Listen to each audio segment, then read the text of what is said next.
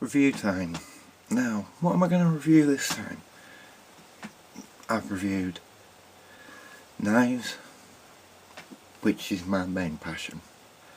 I've reviewed the air rifle what I have, which is a hobby. It's fun.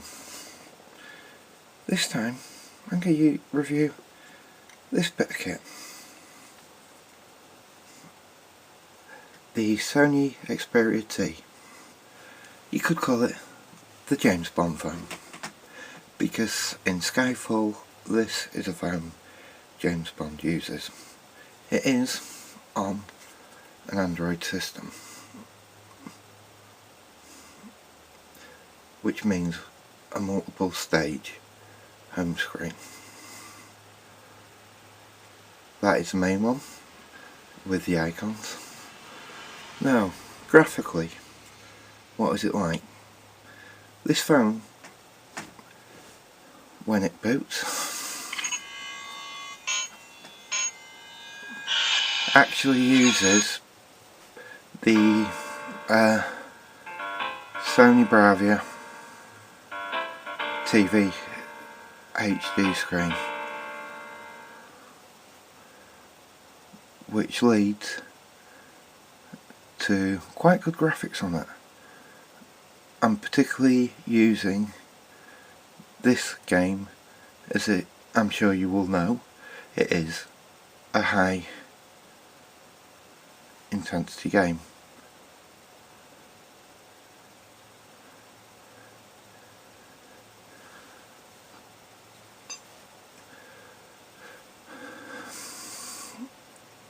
As you can see, it is a clear image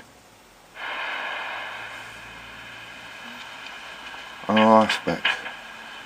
I don't know how well it's reacting with the screen, but this is a cut scene. The graphics are the same as it was on either a PC, PSP, or a PlayStation 2. Get them to the ball. They'll make a bundle. Get as many of them as you can before the cops drink away their green. Right, enough of that one. The video is absolutely excellent on this, as I'm sure you saw with the review, which was only a basic one, of the Bakhail Makarov gas operated BB gun. Right, it has a lot of the standard features of an Android, which of course means huge, I mean huge, menus. What features does it have? What's different? When you connect this phone up via USB or HDMI cable to a TV, this phone will program itself in so it can act as a remote for said TV, said hi-fi, any aspect what you choose to use it for, which is a very, very nice feature. It has software on it for editing photos on the fly. It has the Office software. It comes standard with McAfee antivirus, however it's on the standard limited license, which expires after 10 days on this phone. So I would recommend getting the antivirus from the Google Play Store. Software support. Google Play has a lot of software, both free and purchasable. Android also comes with an e-reader. Now you might think, what's the point in having a book in my phone? It's so small. Yeah, it is. But what if you can't carry your tablet? What if you don't want a book in your bag, but you could be somewhere where you could be hours on end waiting? Where's the harm in having a book in your pocket when it's your phone? So it's something to do when you've got nothing else to do. You can get a charger what's either a temporary charger, because the battery life is a weakness on all Androids. You can use it as a modem. You can use it as a wireless hotspot. You can hook it into wireless to save your internet allowance. This, as a phone, is good. It has good sound quality. Let me see, where's the media?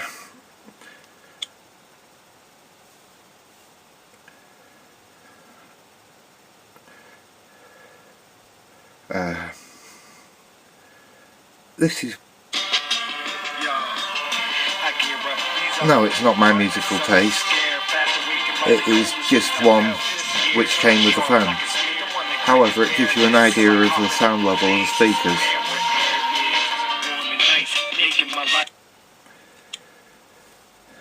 My taste in music is more Black Sabbath, Pink Floyd, Queen. I've got quite old taste.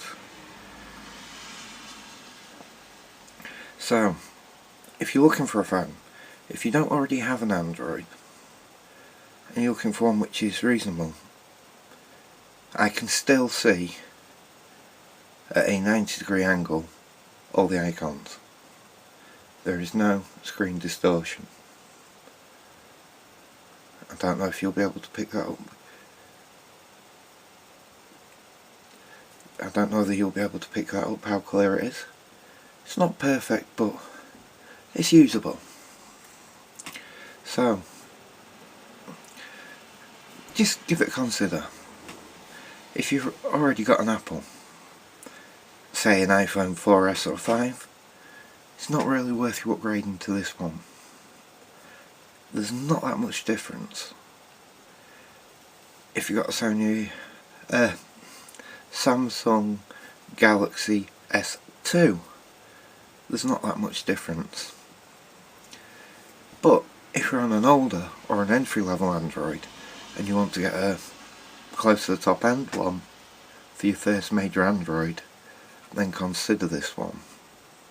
However, always keep it charged. There can be a problem with the Sony Xperia T if the battery goes 100% flat, where it will not charge. This is something what will probably be rectified in a upgraded version of this, but it's a minor problem. You can get a hand charger, so if your phone's getting low, you just sit there for 10 minutes using a dynamo to charge up your phone. Something you could carry in your pocket. But give it a thought. It's worth a thought. Right, it has a 12GB internal memory, which is a reasonable size for a phone. However, 2GB initially are used for the Android software. 2GB are for games and uploads. Yet you can also get a 32GB micro SD card and upgrade that memory. The SIM cards what go in these are the mini SIM, which are protected here by a flap cover. That is where the SIM and micro SD card slots are. Which goes back down smoothly. What have I forgotten? Why do I say the camera is so good on this? 5 years ago, 13 megapixels was a professional grade camera. Now, 13 megapixel full 1080p HD camera is on the back of a phone. A 1 megapixel camera is on the front of the phone for video calling. Now, is that enough?